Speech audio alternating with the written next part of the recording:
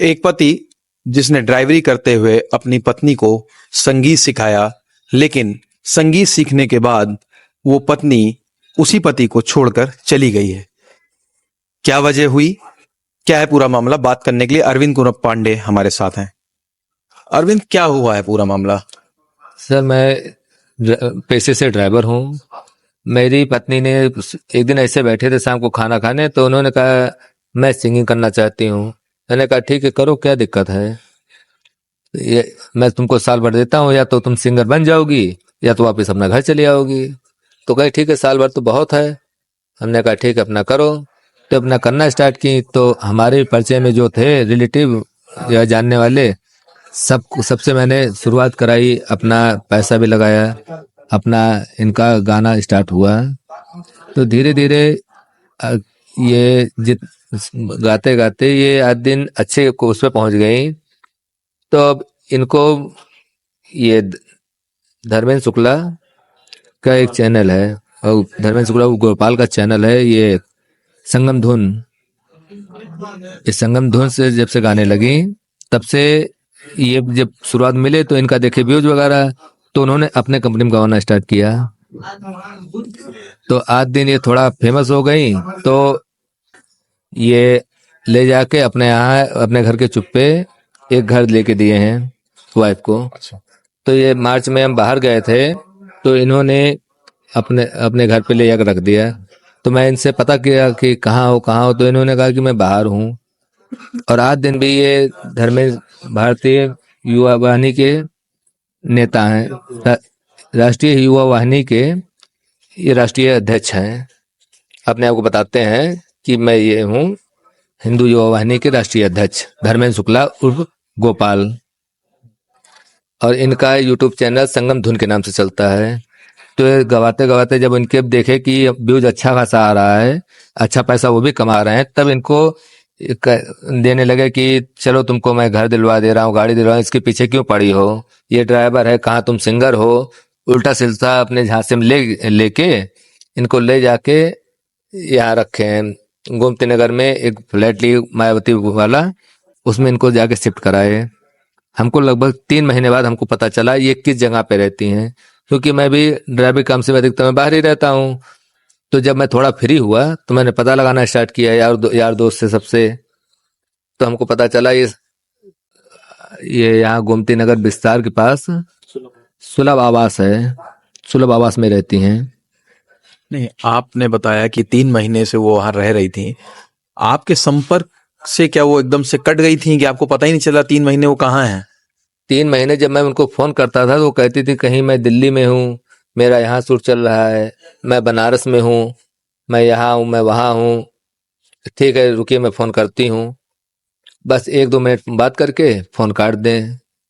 तो हमको धीरे धीरे शक होने लगा इनके ऊपर, क्योंकि ये जब हमारे साथ में तो उसके भी 3-4 महीना पहले ये थोड़ा अलग अलग रहना स्टार्ट की। जैसे थोड़ा इनका हाई फाई रहना। हमने इनको कई बार पूछा कि ये चीज़ कहाँ से लाई, वो चीज़ कहाँ से लाई। कह मैं कमा रही हूँ, मैं ला सकती हूँ। अब ये बताइए, मेरी कमाई 15 से 20 हज़ार रुपये है, आप 4-5 हज़ार की पैंट पहन रही हो, हर चीज़ पहन रही हैं। तो मैंने पूछना जांचना स्टार्ट किया, और उसी बीच में हम चले गए दिल्ली गाड़ी लेके। तो उसी बीच में इन्होंने कमरा चेंज कर दिया। आप ड्राइवरी करते हैं, आप बता रहे हैं 15-20 हज़ार रुपए आप कमाते हैं महीने में। जी। तो संगीत सिखाने के लिए पैसा भी खर्च हुआ होगा। संगीत सिखाए नहीं है। स्टूडियो जी। की व्यवस्था की होगी, कहीं ना कहीं कहीं सीख रही होंगी, तो आपने कैसे वो सब मैनेज किया? जैसे हमारी शादी को तो 5-6 साल वैसे भी हो गए थे, और शादी के बाद से तो धीरे धीरे हमने कुछ समेटा। फिर इन्होंने सिंगिंग कहा, तो मैंने कहा, पहले तो सोचे थे जमीन लेने चक्कर में, तो उन्होंने कहा सिंगिंग करना चाहते हो। मैंने कहा ठीक, कोई दिक्कत नहीं है। इनका अगर सपना है तो कर लें, जैसे सब जा रहा वैसे वो भी सही। या तो ये साल में उठ जाएंगे, नहीं तो जिंदगी भर ताना देंगे सिंगर हो गई होती तो ऐसा कर लेती, वैसा कर लेती। ठीक है, कर लो, कोई बात नहीं। तो वही हमने लगाया, हमने कहा ठीक है, करो सिंगिंग। उसके बाद ये भी पैसा अच्छा कमाने लगे, और हम भी इधर उधर से भी पैसा कमाने लगे। जैसे कुछ साइड बिजनेस डाला, पेंटिंग का काम, पेंटिंग ठेका लेने लगे, घर का ठेका लेने लगे। तो हम भी इधर उधर पैसा कमाना स्टार्ट किए, ड्राइवरी भी साथ में करते हैं। तो इन्होंने कहा ये अपना सिंगिंग करना स्टार्ट की। तो ये जब फेमस होने लगी तो जैसे दिल्ली वगैरह भागती थी, तो मैंने कहा ऐसा करो खुद का स्टूडियो खोल लिया जाए, कुछ पैसा तुम दे रहे हो क्योंकि तुम भी कमा रही हो, कुछ तुम दो कुछ मैं लगा दे रहा हूँ, अपना खुद का स्टूडियो हो जाए, अपना वहीं गाओ। और जो बड़ी बड़ी कंपनियां, जो से तुम कह रहे हो फटाफट कंपनी बड़ी है, वेब म्यूजिक हमको गाना आ रहा है, ठीक है अपने स्टूडियो से रिकॉर्ड करके भेजो, तुम्हारा स्टूडियो का पैसा तुमको मिलेगा, तुम्हारा सिंगिंग की भी तुमको मिलेगा, और लखनऊ में रहोगी, अपने घर पे रहोगी, अपने घर परिवार में रहोगी। तो इसीलिए हम लोगों ने स्टूडियो खोला। तो कुछ दिन तो स्टूडियो चलाई, उसके बाद धीरे धीरे धर्मेंद्र शुक्ला आ गए, भारतीय ये युवा वाहिनी संघ के, ये बताते हैं भारतीय युवा वाहिनी संघ के हम राष्ट्रीय अध्यक्ष हैं। धर्मेंद्र शुक्ला उर्फ गोपाल लिखते हैं, और इनका यूट्यूब चैनल है संगम धुन। ये अपने उस पे गवाने लगे, तो उन पे भी व्यूज अच्छा जाने लगा। तो उन्होंने तो वाइफ को ये कहा कि अब तुमको मैं बड़ी सिंगर बना दूंगा, तुम्हारे व्यूज अच्छे जा रहे हैं, ये है वो है, तुम कहाँ ड्राइवर पीछे पड़ी हो। तो ये धीरे से जब मैं बाहर गया काम से, तो ये वहां से उनका घर खाली करा के ये अपने दूसरे वाले घर पे, जो घर वालों को इनके नहीं पता है, इनके वाइफ बीवी बच्चों किसी को नहीं पता है, उस घर में इनको ले शिफ्ट कर दिया गया। अभी की क्या स्थिति है? अभी स्थिति ये है, ये धर्मेंद्र शुक्ला हमारे जान के एकदम हाथ धो के पड़ गए हैं। जब से मैं वहां से इनके ऊपर एप्लीकेशन डाला हूँ, तब से हमारे पीछे पड़े हैं, हमको पता लगाते हैं, जहाँ देखो वहीं कहीं गाड़ी लड़वा रहे हैं, कहीं कुछ धमकी अलग अलग फोन से दिलवा रहे हैं, कहीं किसी से धमकी दिलवा रहे हैं।